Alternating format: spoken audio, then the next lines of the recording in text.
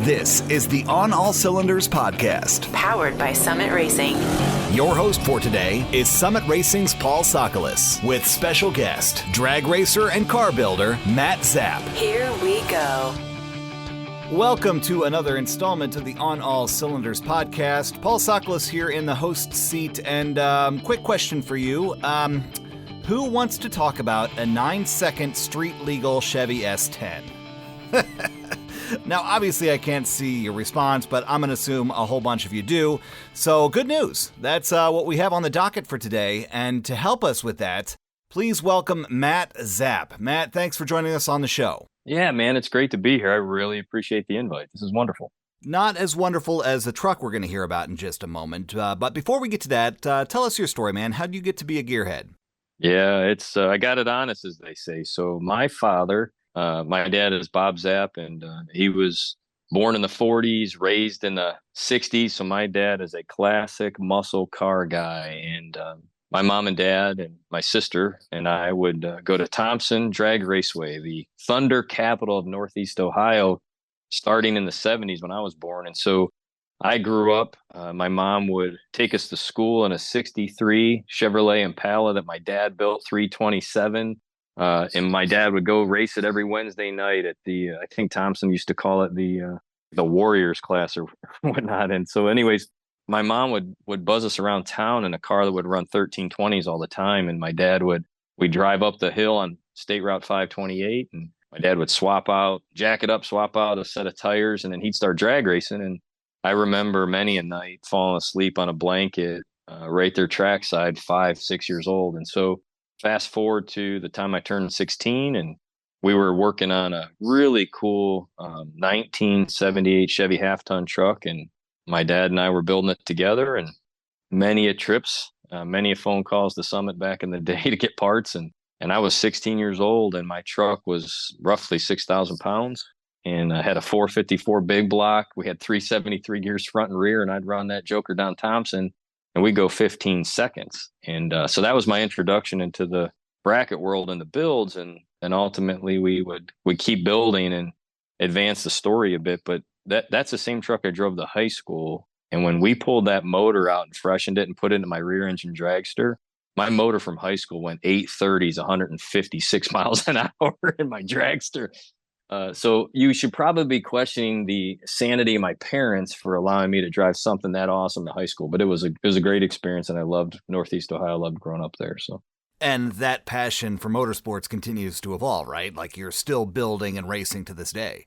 Yeah. So that all started in the early 90s, like 1991, 1992. And I still have a core group of friends who, if you are into the drag race scene, we've all grown up together. So the Marco Abruzzis of the world at Abruzzi Racing Transmissions, the Travis Colangelos of American Race Cars. And we even talked about one of your own. So Brian Nutter at Summit has been a good friend of mine. And my cousin Mike Hupertz is a principal he's principally invested his whole career over at Cometic. And so we build and do certain things together. And over the last 30 years, probably have done 16 specific ground up builds and drag raced and IHRA, NHRA, and traveled the country and had some of our best experiences with some of the world's most amazing human beings who I think they're salt of the earth in motorsports. So yeah, we've raced, and now I have 6 kids of my own. We were in that junior dragster scene, which I think is a little bit of a punishment.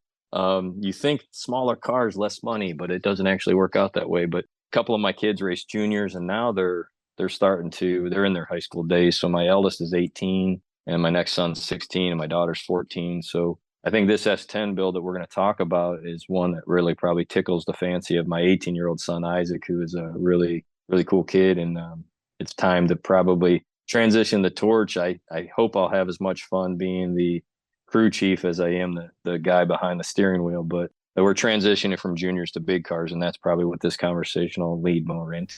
Yeah, let's get into that. So you alluded earlier to your Chevy S-10 truck, and I certainly brought it up in the introduction. So, tell us about the build. My nephew, he's also probably, I guess, technically the third generation. So my nephew, Zachary, who is a early 30s high-speed performance shop owner, he owns ZZ Speed Shop, and we picked up this S-10 and we were doing a handful of builds. We had just sold our 67 Chevy 2 and we wanted to do a nice S-10, and we came across this gorgeous square body 84. And this S-10 was a North Carolina based vehicle. It was owned by the same gentleman out of Cherokee its entire life. And he had back halved it and built a really nice blower motor for it. And apparently he had had some issues. So he bought a crate motor. He put a brand new crate motor in it and a turbo 350. And it was your knock around, drive around town kind of looking back half Pro Street truck. And I don't like money. So I like super stock and NHRA. I think those two things, if you don't like money and you like cool steel cars, super stock is a world for you to live in. And so I was joking with my nephew. I said, well, let's take this S10 and we'll try to build, a streetable. These things don't mix, right? So it's a streetable, tagged, titled all steel, and then super stock legal. So we put a 400 in it. We were doing some testing just to make sure it was good. We hopped up the power, got the chassis right. And then over the winter, we were consulting with Brian Nutter at Summit. And I said, Brian, I'd really like to do a nice 2015 Chevy Camaro style NHRA legal build. And so we looked at the product line that was available. We didn't want to spend a ton of money. And so we took a 6.2, a Camaro style 2015 style 6.2, and we kept a stock cylinder head. We bought a set of the Summit Pro line, your line of LS, or the rod and piston, kept a stock crank. So everything really is a true NHRA style build, and it made more horsepower than we anticipated. We were really, really impressed. So thanks to the GM engineers and the LS platform, but we have a 6.2 LS combination in that truck, and we dynoed it. So we can talk about what that ended up doing, and we were really impressed. Now, when you've got all the parts together and you start tearing the engine apart to put it back together, did you encounter anything that made you change your build plans or like adjust tack in any way? Yeah. So this is a great customer service story. Some of us tend to buy parts before we disassemble the donor motor. And that might be this guy in the podcast. So we bought a standard bore piston and rod, assuming that the block was fine, and it actually wasn't. So the folks at Summit were so great. We bought a standard bore, and then we ended up having to return that original Summit Racing Pro LS rod kit because the piston we needed was 5 thou over. So we did, and when we pulled it down, we said, oh, there's a little scouring in number 8. Let's figure out what we do. So we took it to the local machine shop, and they were great. They cleaned it up. We went 5 thou over on all 8 holes. And then we were able to just clean up the cylinder heads very lightly. And we were able to compensate for the distance in that head with a better MLS gasket from Cometic. And so we worked through all those pieces. And it is truly a stock crank, that Summit rod, that Summit piston. It ends up being class legal at 11-1 or whatnot right there, low compression, and kept that 823 head. And we buttoned her up. Now, I want to be clear that I understand that we're not currently class legal because I had to go a less expensive option on the initial build. So we put the intake and a carburetor, and we know that we have to put the stock style intake back on and go with a 90 millimeter throttle body. But for the sake of getting it together, we threw it together and put a gas carb on it, and we fired the motor up. We did some dyno testing, and boy, did we find some results when we swapped that joker over to methanol. Okay. You can't tease us like that. Out with it. What were the dyno numbers, and what did you find out at the track? It blew our mind that we had a 750 CFM race-built gas carburetor, and it sounded really good. Everything was crisp and clean. And when we swapped it over, we put a new 1000 CFM Get 'em Performance alcohol carb on that Jamie and Trevor Wiggins and the team built for us. We picked up over 100 horse. And if I had not watched it on the dyno, I would not have believed it. And we went to 460 horse at the wheels, which calculates the rate at 570 at the crank. It was unbelievable. And so when we heard the motor run and we heard it on the dyno, we did 3 pulls because we said, obviously, there might be something wrong here. It backed its numbers up. So then once we got it all tuned up on the dyno, no leaks, everything was cool. We loaded up the truck and headed out to Coastal Plains Dragway right here in Jacksonville, North Carolina. And like most guys, I was running late on Saturday. We were getting in there. So I didn't get a lot of time trial action. And I knew the truck had worked well. I knew our suspension was right. And good friends over like at Penske Shocks. Eric Davis is helping us with some setup, and we knew we were going to go straight. We just didn't know how it was going to hook.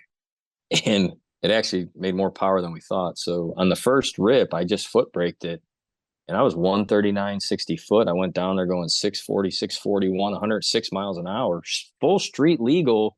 I mean, I have insurance on this and tagged it. And I said, oh, that was odd. And it backed it up. And so we have 2 laps under it and have yet to leave with the trans brake. And we're anticipating coming up this weekend. It's 10,000 to win Saturday, 10,000 to win Sunday. And so we fully anticipate off the brake, shifting it at 7,200.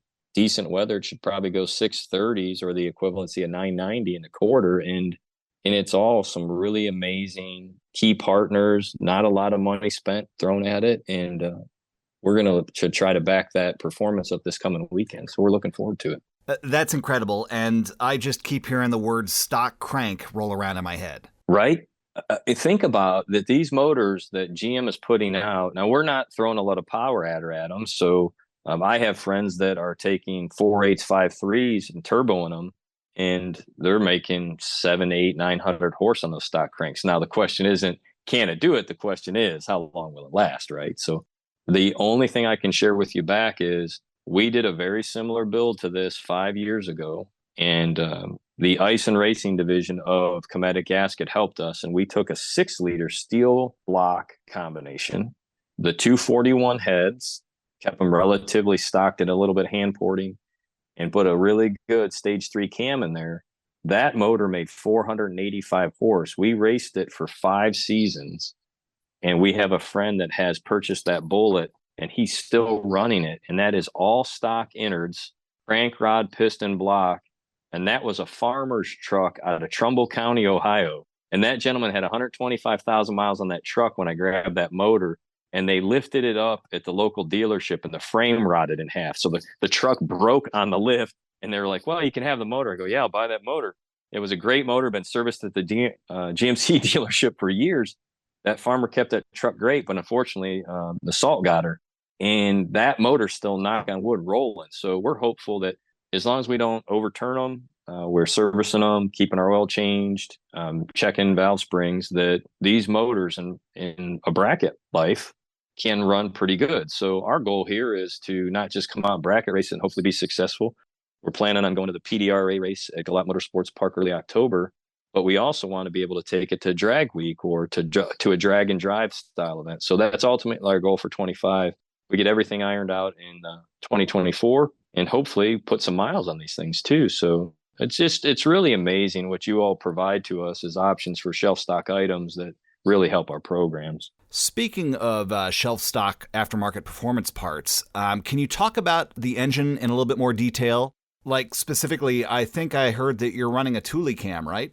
Yeah, the whole team over at BTR has been tremendous to us. And we've done, well, through my nephew, he's probably recently done 30 to 40 combinations. And we have a dyno board because we have a chassis dyno at his shop. And some of these guys are making north of 1,000 horse at the wheels. And our contacts at Thule have been tremendous. And I know Thule has his history, dating back to the Summit era. But yeah, Brian Thule Stage 3 cam for us has been a go-to combo. And we do some other projects, and we really lean on their Truck Norris cam for some street drivability.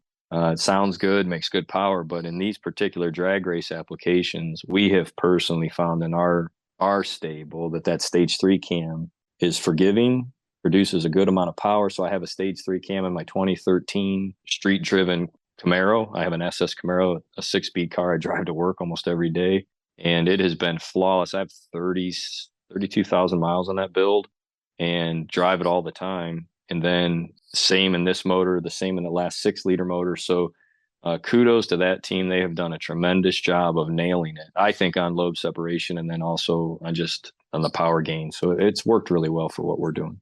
Now, outside of the engine bay, you said you bought the truck and the previous owner had already started its conversion into a track car. You said it had a 4-link out back, correct? Mm-hmm. Could you kind of describe any more details on the chassis or setup or anything else on the truck that would be interesting to someone who may be wanting to build a similar project like this? Oh, absolutely. Sure. So when you talk about the terms of a budget build, square body and round body S10s are very plentiful. You can find a donor truck, $500 to $1,500 if you're looking to do the build. So the team over at S&W, I did a super stock build in 2003, and that was early on. Now I'm dating myself. That's 20 years ago, and we used an S&W kit there, and the folks over at Jason Davis Race Cars helped us with the fabrication, and that super stock truck did really well. This truck also has an S&W rear kit, and so they do a lot of projects in S&W does in S10s. So this is a 4-link option we did. We did make a custom wishbone combination underneath it, so it is reinforced a little bit more.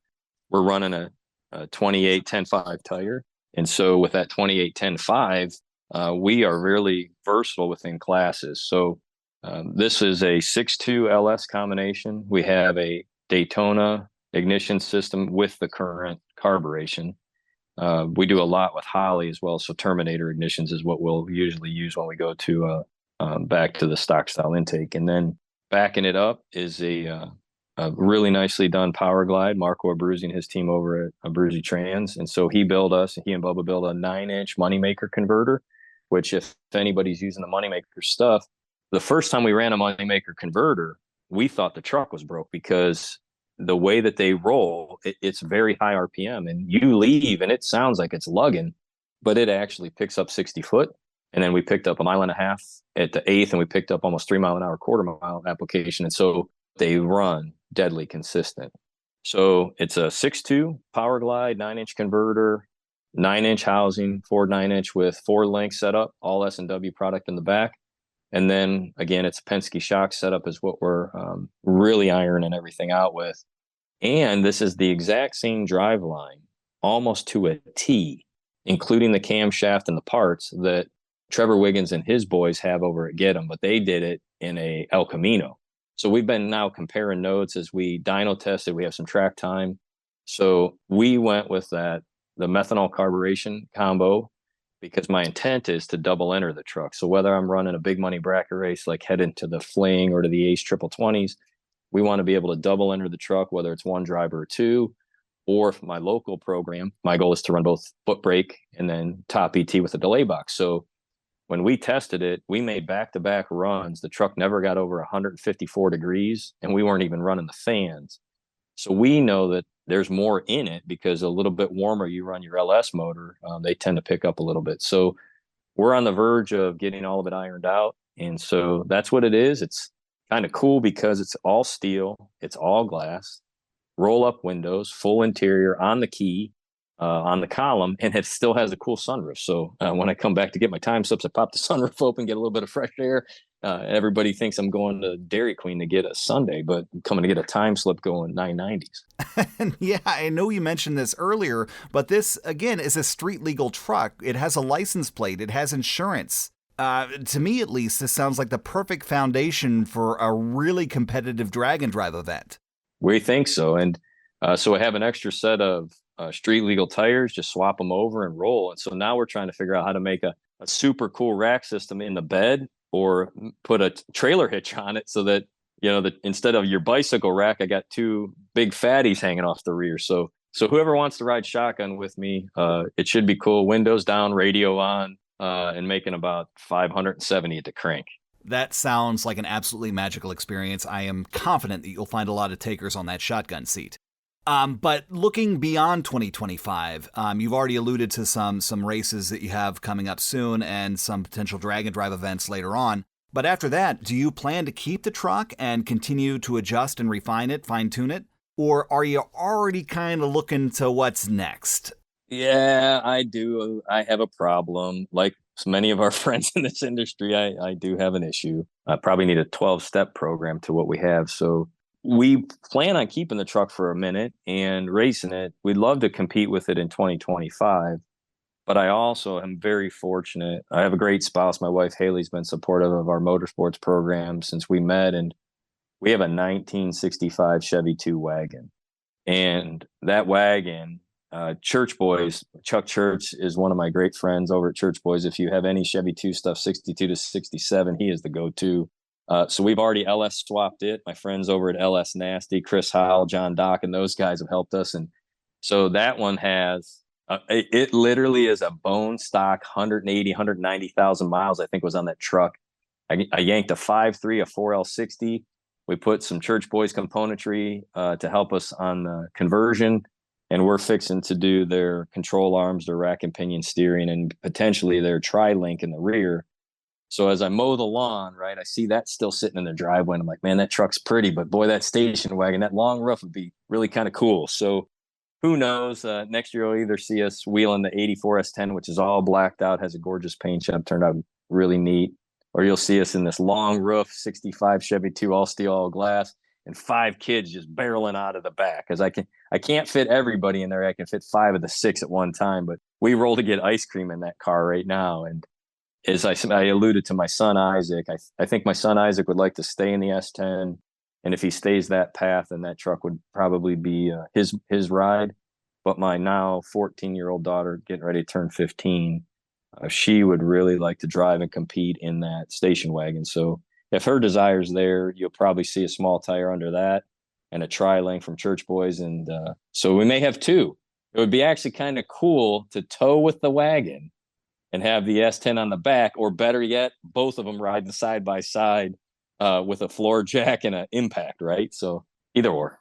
Best dad ever. I would think so, but they're not as addicted as I am. They still want to play lacrosse and do all kinds of other cool sports, and I'm over here going, hey, man, we have these donor cars. We really got to get busy. Yeah, I've seen that movie too. Got a garage with a couple of motorcycles that don't run and a 9-year-old hockey player that, is more focused on his slap shot than a socket wrench. But, he may get there. We'll see.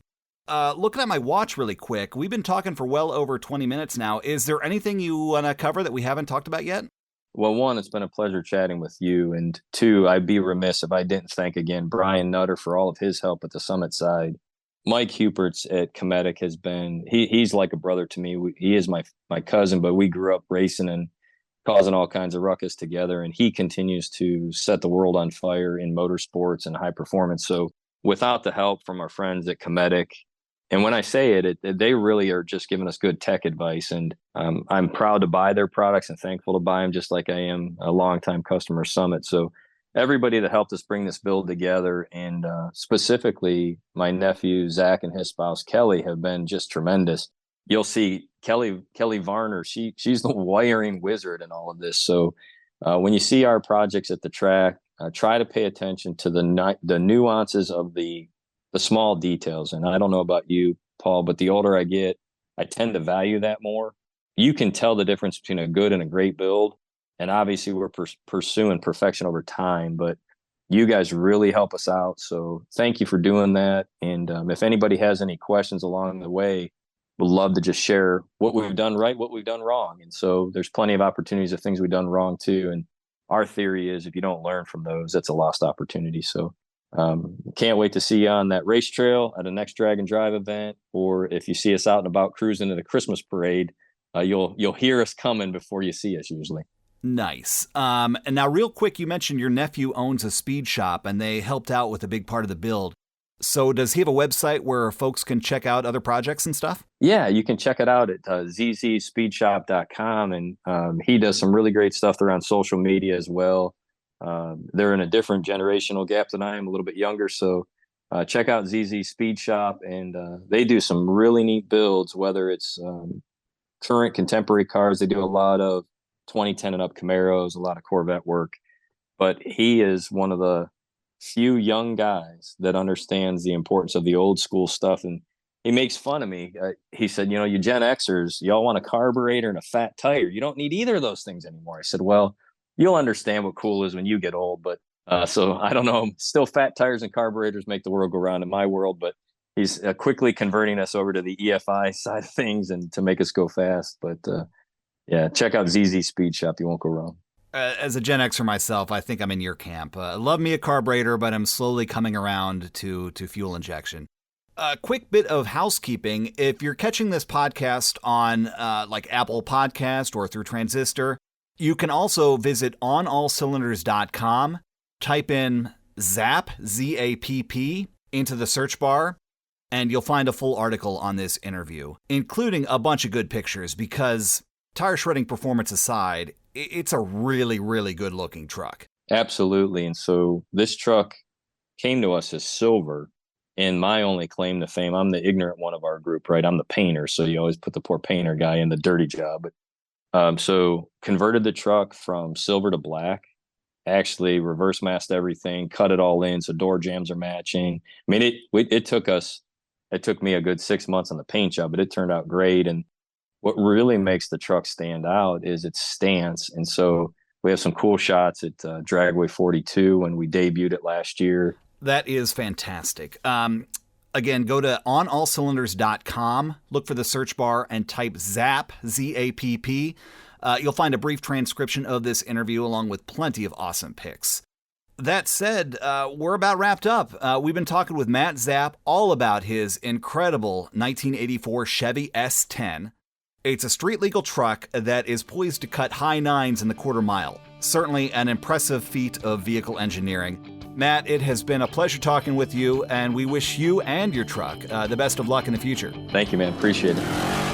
This has been the On All Cylinders podcast. Powered by Summit Racing. Check out new episodes coming soon at OnAllCylinders.com. OnAllCylinders.com. Thanks for listening. See you next time.